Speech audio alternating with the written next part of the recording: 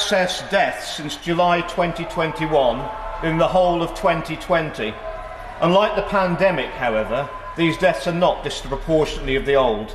In other words, the excessive deaths are striking down people in the prime of life. But no one seems to care. I fear history will not judge this House kindly. Worse still, in a country supposedly committed to free and frank exchange of views, it appears that no one cares that no one cares. Well, I care, Mr. Deputy Speaker, and I credit those members here in attendance today who also care. And I'd also like to thank the Honourable Member for Lincoln for his support, and I'm sorry that he couldn't attend today's debate. It's taken a lot of effort and more than 20 rejections to be allowed to raise this topic, but at last we're here to discuss the number of people dying. Nothing could be more serious. Numerous countries are currently gripped in a period of unexpected mortality, and no one wants to talk about it. It's quite normal for death numbers to fluctuate up and down by chance alone, but what we're seeing here is a pattern repeated across countries, and the rise has not let up. I'll give way to my honourable gentleman. I'm very grateful, and can I commend him for the tenacious way he's battled on this particular issue. I certainly admire him for that. I just wondered where he found the media was in all of this, because of course during the COVID pandemic, every day the media, particularly the BBC, couldn't wait to tell us how many people had died in that particular day without any context of those figures whatsoever. But they seem to have gone strangely quiet over these excess deaths now. Gentleman for his intervention. He's absolutely right. The media have let the British public down badly. There will be a full press pack going out to all media outlets following my speech with all the evidence to back up all the claims I'll make in that speech, but I don't doubt there'll be no mention of it in the mainstream media. You might think that a debate about excess deaths is going to be full of numbers. This speech does not have that many numbers because most of the important numbers are being kept hidden. Other data has been oddly presented in a distorted way, and concerned people seeking to highlight important findings and ask questions have found themselves inexplicably under attack. Before debating excess deaths, it's important to understand how excess death is determined. To understand if there is an excess, by definition, you need to estimate how many deaths it would have been expected.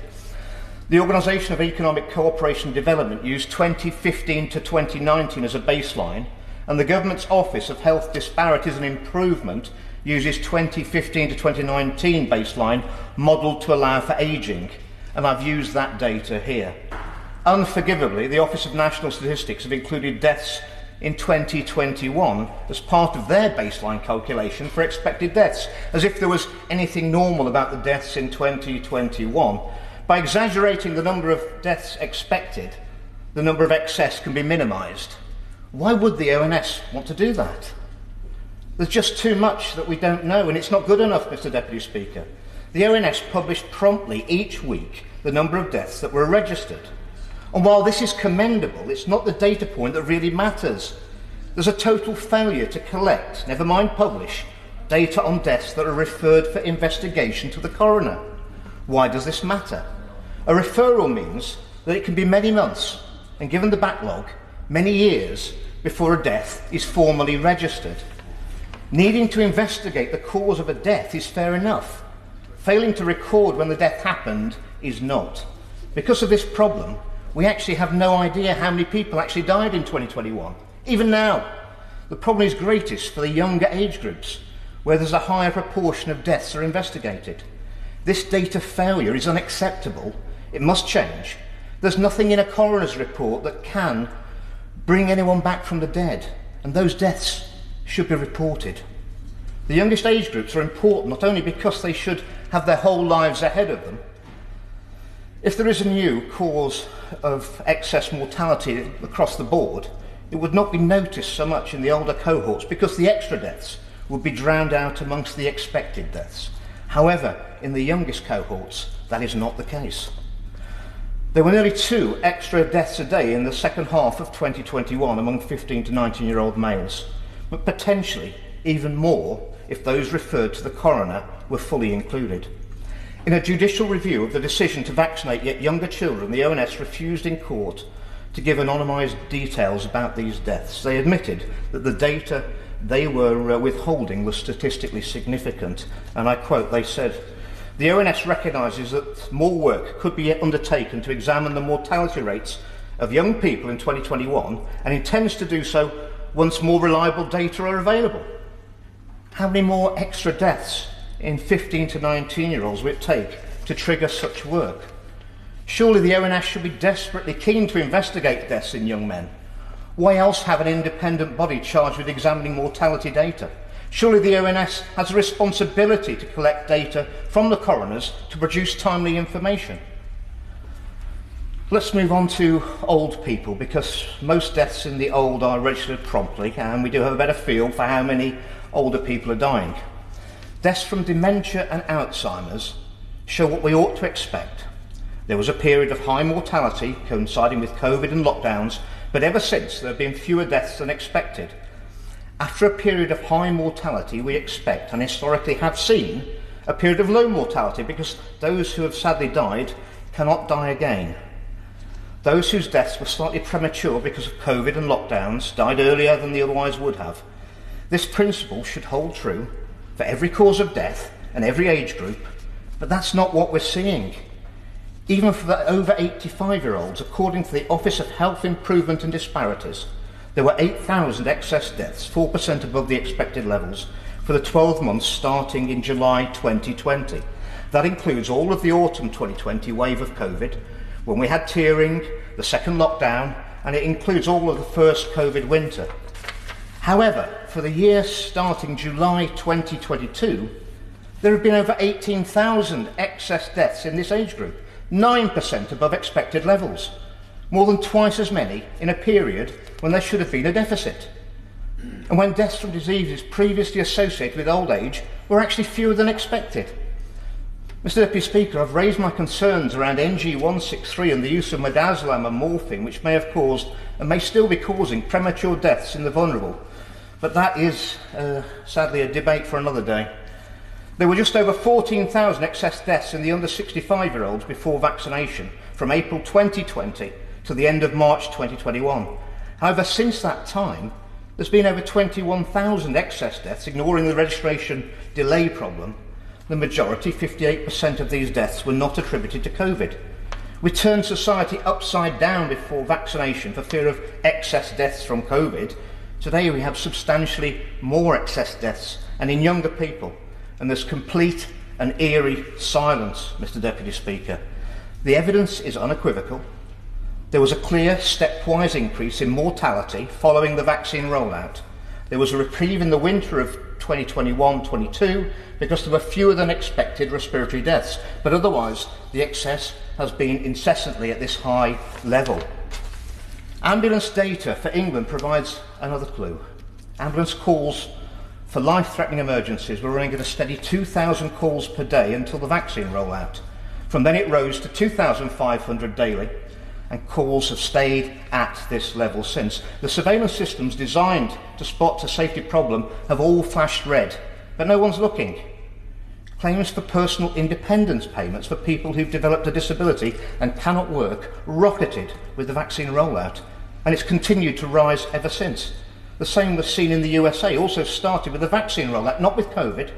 A study to determine the vaccination status of a sample of such claimants would be relatively quick and inexpensive to perform, yet nobody seems interested in ascertaining this vital information. Officials have chosen to turn a blind eye to this disturbing, irrefutable and frightening data, much like Nelson did, but for far less honourable reasons. He would be ashamed of us, Mr. Deputy Speaker. Furthermore, data that has been used to sing the praises of the vaccines is deeply flawed. Only one COVID-related death was prevented in each of the initial major trials that led to authorisation of the vaccines, and that is taking their data entirely at face value, whereas a growing number of inconsistencies and anomalies suggest we ought not to do this. Extrapolating from that means that between 15,000 and 20,000 people had to be injected to prevent a single death from COVID. To prevent a single COVID hospitalisation, over 1,500 people needed to be injected. The trial data showed that 1 in 800 injected people had a serious adverse event meaning they were hospitalised or had a life-changing or life-threatening condition. The risk of this was twice as high as the chance of preventing a COVID hospitalisation. We're harming 1 in 800 people to supposedly save 1 in 20,000. This is madness. The strongest claims have too often been based on modelling carried out on the basis of flawed assumptions. Where observational studies have been carried out, researchers will correct for age and comorbidities to make the vaccines look better. However, Mr. Deputy Speaker, they never correct for socio-economic or ethnic differences that would make the vaccines look worse. This matters. For example, claims of higher mortality in less vaccinated regions in the United States took no account of the fact that this was the case before the vaccines were rolled out. That is why studies that claim to show the vaccines prevented COVID deaths also showed a marked effect in them preventing non-COVID deaths. The prevention of non-COVID deaths is always a statistical illusion, and claims of preventing COVID deaths should not be assumed when that illusion has not been corrected for. And when it is corrected for, the claims of efficacy for the vaccines vanish with it. COVID disproportionately killed people from ethnic minorities and lower socio-economic groups. But during the 2020, during the pandemic, the deaths among the most deprived were up by 23%, compared to 17% for the least deprived. However, since 2022, the pattern has reversed, with 5% excess mortality amongst the most deprived, compared to 7% among the least deprived. These deaths are being caused by something different. In 2020, the excess was highest in the oldest cohorts, and there were fewer than expected deaths amongst the younger age groups. But since 2022, the 50 to 64-year-old cohort has had the highest excess mortality. Even the youngest age groups are now seeing substantial excess, with a 9% excess in the under 50s since 2022 compared to 5% now in the over 75 group. Despite London being a younger region, the excess in London is only 3%, whereas it's higher in every more heavily vaccinated region of the UK. And it should be noted, Mr. Deputy Speaker, that London is famously the least vaccinated region in the UK by some margin. Studies comparing regions on a larger scale show the same thing. There are studies from the Netherlands, Germany and the whole world, each showing that the highest mortality after vaccination was seen in the most heavily vaccinated regions. So we need to ask, what are people dying of? Since 2022, there has been 11% excess in ischemic heart disease deaths and a 16% excess in heart failure deaths. In meantime, cancer deaths only 1% above expected levels, which is further evidence this is not simply some other factor that affects deaths across the board, such as a failing to account for an ageing population or a failing NHS. In fact, the excess itself has a seasonality with a peak in the winter months. The fact it returns to baseline levels in summer is a further indication that this is not due to some statistical error or an ageing population alone. Dr. Claire Craig from the Heart Group first highlighted a stepwise increase in cardiac arrest calls after the vaccine rollout in May 2021, and Heart have repeatedly raised concerns about the increase in cardiac deaths, and they have every reason to be concerned. 4 participants in the vaccine group of the Pfizer trial died from cardiac arrest, compared to only 1 in the placebo group. Overall, there were 21 deaths in the vaccine group up to March 2021, compared to 17 in the placebo group. And there are serious anomalies about the reporting of the deaths within this trial, with the deaths in the vaccine group taking much longer to report than those in the placebo group. And that's highly suggestive, Mr. Deputy Speaker, of a significant bias in what was supposed to be a blinded trial. An Israeli study clearly showed an increase in cardiac hospital attendances among 18 to 39-year-olds that correlated with vaccination, not with COVID. There have now been several post-mortem studies demonstrating a causal link between vaccination and coronary artery disease, leading to death up to 4 months after the last dose. And we need to remember that the safety trial was cut short to only 2 months. So there's no evidence of any vaccine safety beyond that point. The decision to unblind the trials after 2 months and vaccinate the placebo group is nothing less than a public health scandal. Everyone involved failed in their duty to the truth. But no one cares, Mr. Deputy Speaker. The one place that can help us understand exactly what caused this is Australia. Australia had almost no COVID when vaccines were first introduced, making them the perfect control group. The state of South Australia had only 1,000 cases of COVID across its whole population by December 2021, before Omicron arrived. What was the impact of vaccination there? For 15 to 44-year-olds, there was historically 1,300 emergency cardiac presentations a month. With vaccine rollout in the under 50s, this rocketed to 2,172 cases in November 2021 in this age group alone, a 67% more than usual.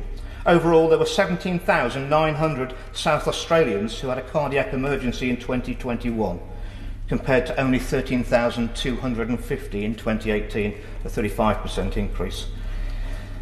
It is clearly the vaccine that must be the number one suspect in this, and it cannot be dismissed as just a coincidence. Australian mortality overall has increased from early 2021, and the increase is due to cardiac deaths. These excess deaths are not due to an ageing population, because there are fewer deaths in the diseases of old age. These deaths are not an effect of COVID, because they've happened in places where COVID has not reached.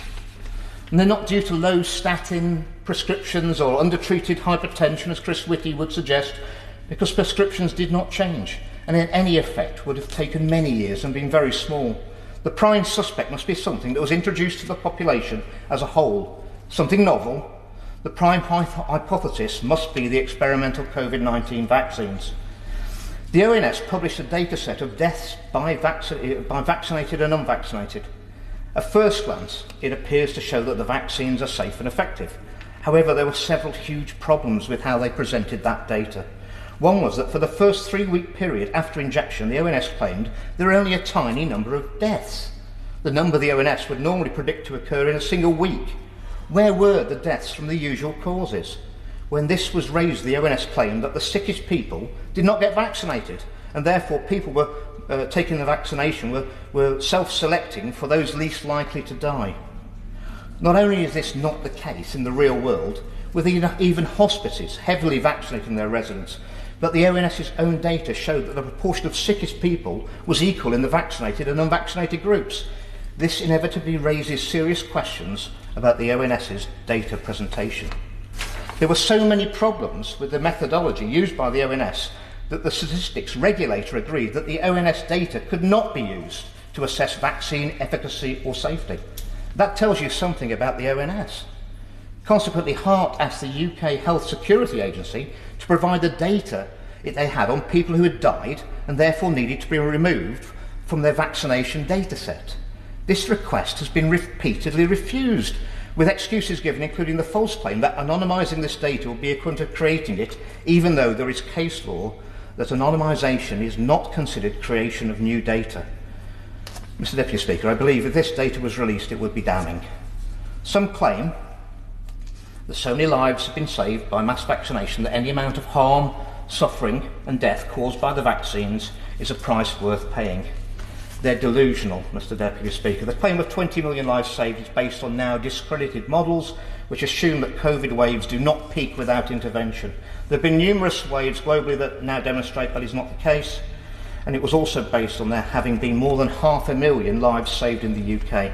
That's more than the worst case scenario predicted at the beginning of the pandemic. For the claim to have been true, the rate at which COVID killed people will have to have taken off dramatically at the beginning of 2021 in the absence of vaccination. This is ludicrous, and it bears no relationship to the truth. In the real world, Australia, New Zealand and South Korea had a mortality rate of 400 deaths per million up to the summer of 2022, after they were first hit with Omicron. So how does that compare? With the Wuhan strain, France and Europe as a whole had a mortality rate of under 400 deaths per million up to the summer of 2020. Australia, New Zealand and South Korea were all heavily vaccinated before infection. So tell me, where was the benefit? The UK had just over 800 deaths per million up to the summer of 2020, so twice as much. But we know that Omicron is half as deadly as the Wuhan variant. The death rates per million are the same before and after vaccination, so where was the benefits of vaccination? The regulators have failed in their duty to protect the public. They've allowed these novel products to skip crucial safety testing by letting them be described as vaccines. They've failed to insist on safety testing being done in the years since the first temporary emergency authorisation. Even now, no one can tell you how much spike protein is produced on vaccination and for how long. Yet another example of where there is no data for me to share with the House. And when it comes to properly recording deaths due to vaccination, the system's broken. Not a single doctor registered a death from a rare brain clot before doctors in Scandinavia forced the issue and the MHRA acknowledged the problem. Only then did these deaths start to be certified by doctors in the UK. It turns out that the doctors were waiting for permission from the regulator and the regulator was waiting to be alerted by the doctors. This is a lethal circularity. Furthermore, coroners have written Regulation 28 reports highlighting deaths from vaccination to prevent further deaths, yet the MHRA said in a response to an FOI that they had not received any of them. The system we have in place is clearly not functioning to protect the public. The regulators also missed the fact that in the Pfizer trial, the vaccine was made for the trial participants in a highly controlled environment, in stark contrast to the manufacturing process used for the public rollout, which was based on a completely different technology. And just over 200 participants were given the same product that was given to the public. But not only was the data from these people never compared to those in the trial for efficacy and safety, but the MHRA have admitted that they dropped the requirement to provide the data. That means there was never a trial on the Pfizer product that was actually rolled out to the public. And that product has never been compared to the product that was actually trialled. The vaccine mass production processes use vats of Escherichia coli and present a risk of contamination with DNA from the bacteria as well as bacterial cell walls, which can cause dangerous reactions. This is not theoretical, Mr. Deputy Speaker. This is now sound evidence that's been replicated by several labs across the world, and the mRNA vaccines were contaminated by DNA which far exceeded the usual permissible levels. Given that this DNA is enclosed in lipid nanoparticle delivery system, and it's arguable that even the permissible levels have been far too high, these lipid nanoparticles are known to enter every organ of the body, as well as this potentially causing some of the acute adverse reactions seen. There is a serious risk that this foreign bacterial DNA inserting itself into human DNA. And will anybody investigate? No, they won't. I'll give way on that point. Conscious that time is tight, I recognise that the Honourable Gentleman is making a very, very powerful case. Does he agree with me that the government should be looking at this properly and should commission a review into the excess deaths, partly so that we can reassure our constituents that the case he's making is not in fact valid and that the vaccines have no cause behind these excess deaths? I thank the Honourable Gentleman for his support on this topic, and of course that is what exactly any responsible government should do. I wrote to the Prime Minister on the 7th of August 2023 with all the evidence of this, but sadly, Mr Deputy Speaker, I still await a response. What will it take to stop these products? Their complete failure to stop infection was not enough, and we all know plenty of vaccinated people who've caught and spread COVID. The mutation of the virus to a weaker variant, Omicron, that wasn't enough. The increasing evidence of the serious harms to those of us that were vaccinated, that's not enough. And now the cardiac deaths and the deaths of young people is apparently not enough either. It's high time these experimental vaccines were suspended and a full investigation into the harms they've caused initiated. History will be a harsh judge if we don't start using evidence-based medicine. We need to return to basic science, basic ethics immediately, which means listening to all voices and investigating all concerns. In conclusion, Mr Deputy Speaker, the experimental COVID-19 vaccines are not safe and they're not effective, despite there only being limited interest in the chamber from colleagues. I mean, I'm very grateful for those who have attended. We can see from the public gallery there is considerable public interest. I would implore all members of the House, present and those not, to support calls for a 3-hour debate on this important issue. And Mr Deputy Speaker, this might be the first debate on excess deaths in our Parliament. Indeed, it might be the first debate on excess deaths in the world, but very sadly, I promise you, it won't be the last. Thank you, Mr Deputy Speaker. Can I start by congratulating the Honourable Member for North West Leicestershire for securing this important debate. I do only have 5 minutes of the 30-minute debate to respond, so I will try and cover all the points if I can. Can I start by acknowledging that He is correct. We have seen an increase in excess deaths in the last year. However, his analysis is something I will disagree with, because the causes that he refers to are simply do not bear to the statistics that we have. There have been a combination of factors contributing to the increase in excess deaths, including in the last year high flu prevalence, the ongoing challenges of COVID-19. We had the Strep A outbreak, and conditions such as heart disease, which he touched on, diabetes and cancer, because we had virtually a lockdown of routine health services over a 2-year period. Many of those are now coming forward with increased morbidity and mortality as a result of that. And starting with winter flu, the number of positive tests last year peaked at 31.8%, the highest seen in the last 6 years.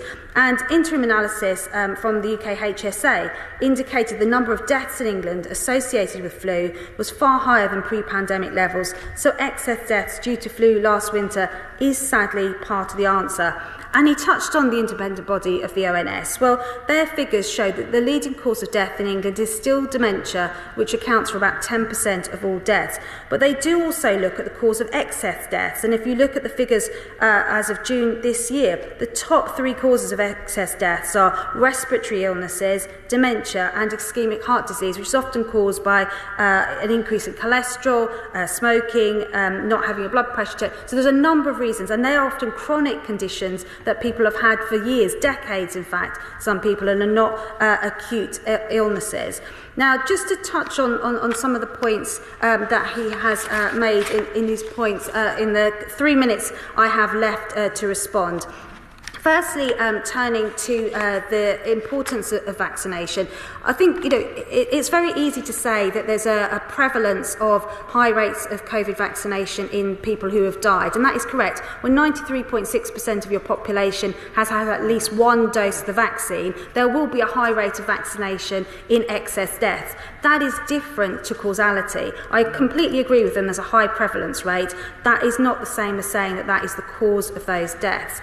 And the Office for National Statistics has looked then actually those who've been vaccinated generally had a lower all-cause mortality rate than the unvaccinated people since the booster introduction in 2021. And a recent study in Singapore actually found that when they looked at patients who had recovered from COVID who were unvaccinated, they showed an increased risk of by 56% more to be at risk of cardiac complications a year later compared to those who were vaccinated. So there is conflicting data on this, and I'm not necessarily disagreeing with him, but I think we need to have a robust conversation on this and not to assume that one side necessarily has all the answers. Now, just to touch on a couple of points that he made around vaccine safety. Now, the regulator has been taking account of those who report adverse events, and I would encourage anyone who's had a side effect from any of the vaccines to use the yellow card system, to report it to their GP, because when they have been reported, the MHRA